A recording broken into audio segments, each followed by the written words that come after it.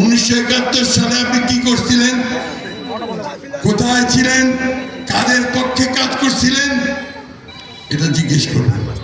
জামাতে ইসলাম খুব কাছাকাছি, টেলিভিশনে, অনলাইনে, পত্রিকায়, বক্তৃতায় না, তো জামাতে ইসলামকে জিজ্ঞেস করবেন যে এই দেশটার স্বাধীনতার সময় আপনার কি ভূমিকা ছিল।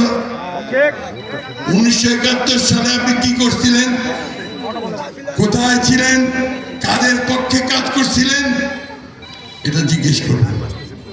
71-এ এই জামাত ইসলাম পাকিস্তান হানাদার বাহিনীকে সাহায্য করছিল। আমার মনে হয় এলাকা লোকেরা ভুলে যান নাই, আমরা সবাই পালায় চলে গেছিলাম আক্রমণে। কেউ মুক্তিযুদ্ধ করছে, আমি নিজে মুক্তিযুদ্ধ করছি। তখন জামাত এইখানে এই দেশে ওই পাকিস্তান সেনাবাহিনীকে সাহায্য করে আমাদের স্বাধীনতাকে বন্ধ করার চেষ্টা করছে। এই কথাটা ভুলবেন না। আমরা যেমন 24-এর জুলাই যুদ্ধকে ভুলবো না, আমাদের একটা গণতান্ত্রিক ব্যবস্থা আমরা ফিরে পেয়েছি, ঠিক একইভাবে আমরা 1971-কে ভুলবো না, কারণ যুদ্ধ করে আমরা স্বাধীনতা পেয়েছি।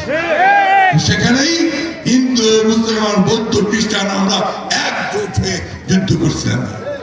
সেই যুদ্ধ করছিলাম একটা স্বাধীন, গণতান্ত্রিক, অসাম্প্রদায়িক বাংলাদেশ পাওয়ার জন্য।